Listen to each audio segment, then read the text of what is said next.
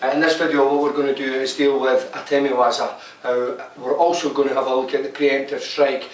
Within Judo, striking techniques are only given a cursory nod.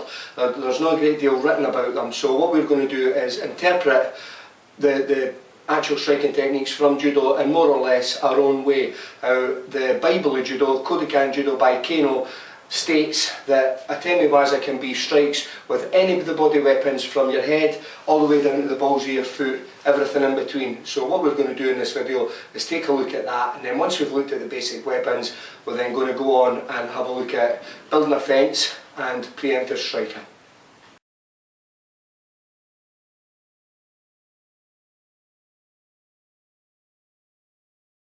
Okay, so as with any self-defense situation, first thing you're going to do is step back so you're in that stance, your hands are up here, so that you're controlling the space between you and your opponent. Now from here, what we're going to do is we're going to look first of all at punching techniques. So the first one being front hand out, much the same as a boxer would punch, from here, out and back, so right out and right back again. Now as soon as the fight ensues, the first thing you do is, because you know you're beyond the talking stage, the interview stage is gone, now we're fighting, the hands are closed because we mean business now. So hands up to the chin, elbows drawn into the side, and as we move forward in towards our partner, all the power's on our hip, so you're stepping in, throwing the punch out and immediately pulling it back again, so you're always protecting this jawline and always protecting your ribs. So first one, Maikenzuki or jab punch, out and back.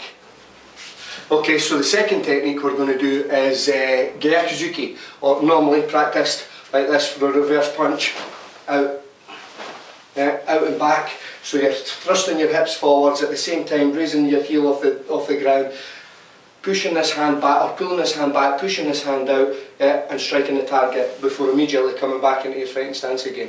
So here and back. But what we're going to do, obviously because it's a self-defense thing, is our hands are up and we're going to perform it much the same as a boxer would do a right cross. So out and back. And you're always spotting the target that you want to strike. No point throwing the hand out there hoping that it's going to hit something. If I want to hit somebody, I'm looking towards their jaw, if that's where I want to punch, or I'm looking at the centre of their chest, and I'm throwing that out and trying to actually strike the point. Okay, so now we've done Maikenzuki and Gyakuzuki. We're going to follow up now with Mawashizuki, so just a roundhouse punch.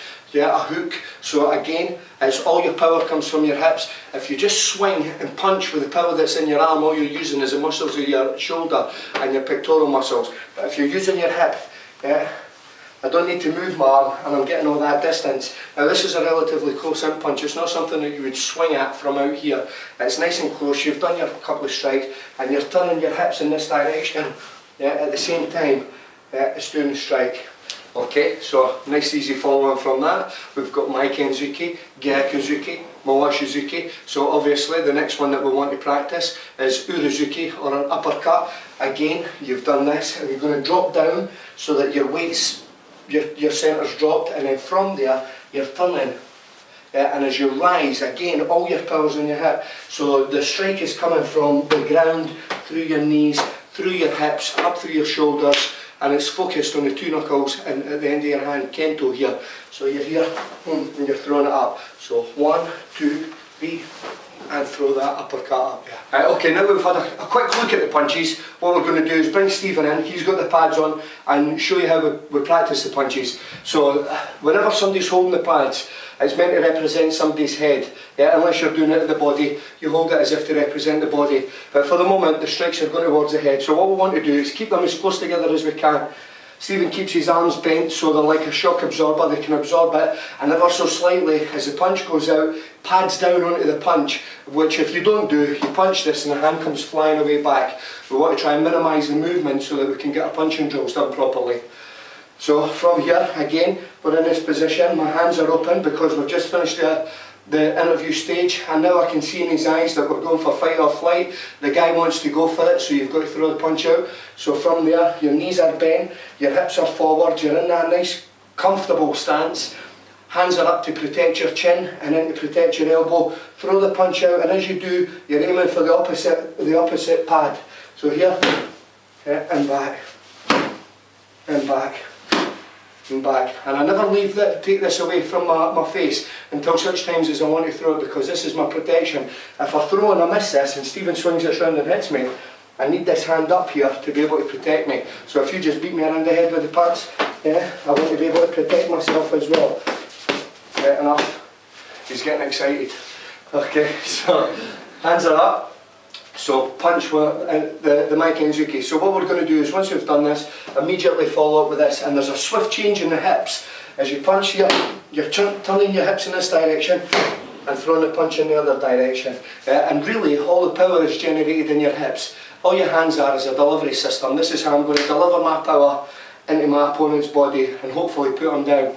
So again, first two punches, here and here. Yeah, so nice and relaxed.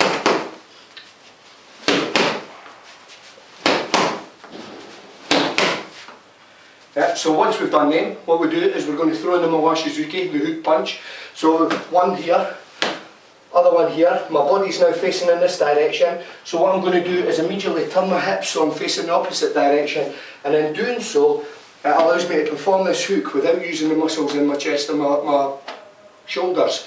Everything comes from my hips. Yeah. So I'll put them back up. So we're going to go 1, 2, and hook. Yeah, and again, my hands are back up, protecting my face again. 1, 2, hook, and back up.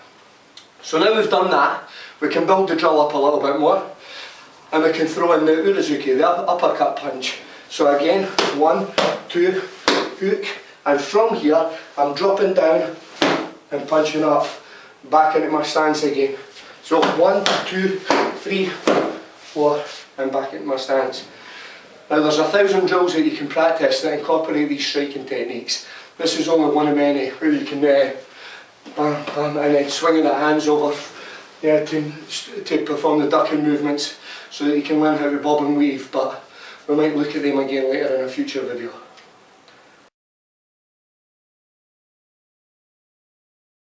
Okay, what we're going to do this time is look at head strikes. Really important that you don't start your head strike from out here, your hands are down, and do this sort of thing, because you're likely to be met with a fist in the face at the very least, and the worst, they'll just put their heads forward, boom, and you hit their head with your face. So it's really important that you always angle a strike for the head. Because it's a close-in strike, I'll just leave this arm down, but imagine my hands up here. Yeah, so it's a close-in strike.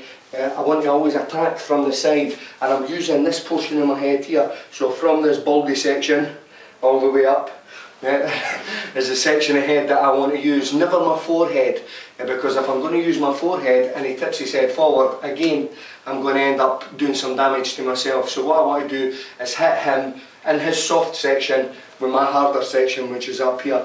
So I'm in close, boom, I'm going to come from the side. Now, if possible, and you're getting close, if you can pull their hair, pull them down to the side, boom, and then hit them. Another really important thing is not to just hit once and then step back and admire your handiwork, hoping that that's done enough to be able to put the man down, because 9 times out of 10 all it's going to do is just really anger him, inflame the whole fight, and if you stand off him once you've already got the advantage, you're back in a fighting situation again. So what you want to do is, when you're in close and you've pulled him round and you've hit him once, or he's up here, and you've hit him once, it's hit him again. So always an absolute bare minimum of 2 head strikes at once, never just one on its own. Yeah, boom, boom, follow it up. Yeah, boom. Yeah, with whatever other sort of strikes that you want to do, but always a bare minimum of 2 head strikes. And if possible, if you come into the side, it's to strike across and then strike back in the opposite direction again. If you've decided to use head strikes, then you want to cause as much damage to this person as possible. That will completely put them off fighting you and allow you the chance to do the damage and get away as fast as you can.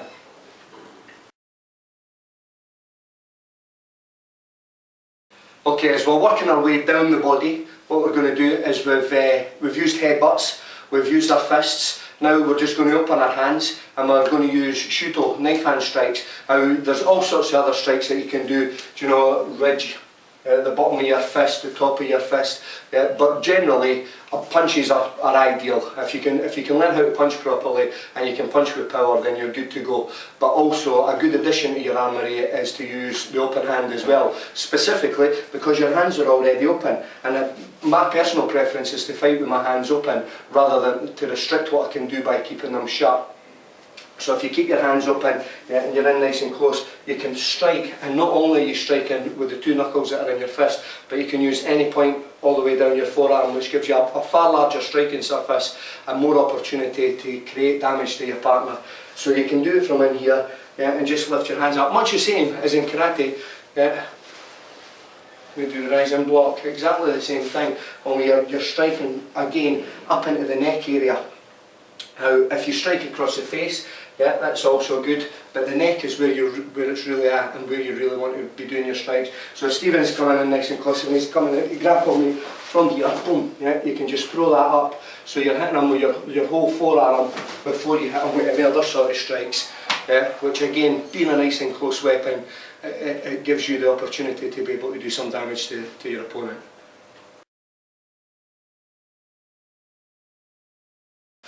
Okay, another weapon that we're going to use with the hands is the palm heel strike. Now, if your punching skills are less than adequate and you punch and your wrist bends and you hurt your wrist, or if he turns his head down and you punch his whole head with all the knuckles that are in your hand and you can do damage to your hand, sometimes, and striking the face, using your whole hand is a better option, and particularly the palm heel at the bottom. Now you use this as you're rising up, so you would strike the bottom of the chin, under at the side along the jawline here, but my preference is to hit in the chin but grab the whole face. So you've hit and then you can grab the whole face, so as their body's already moving in that direction, it makes it a lot easier for you to be able to take them down to the ground.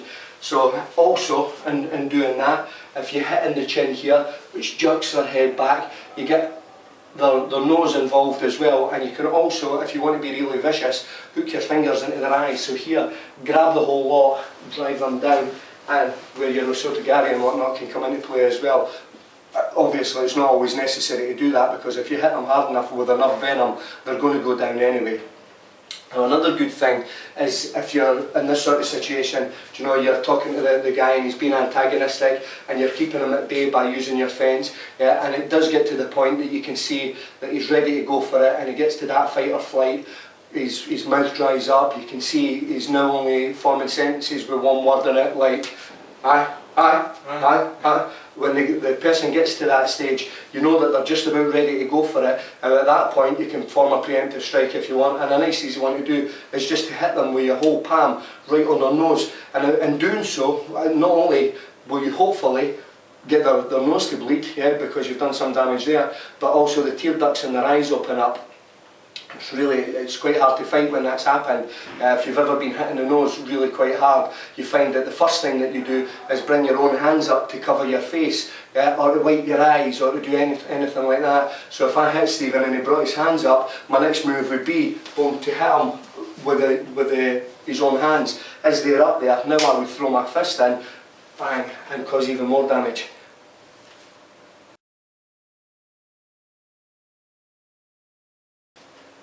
Okay, now working our way back up, but still using an in-close weapon, is elbow strikes. So again, these can be used from here. You've mismanaged the situation, you're in close to the guy, you're too close to be able to throw an effective punch, or to throw an effective Shuto, or whatever it may be, or you just decide that you fancy using elbows for a change because you've mastered every other technique there is.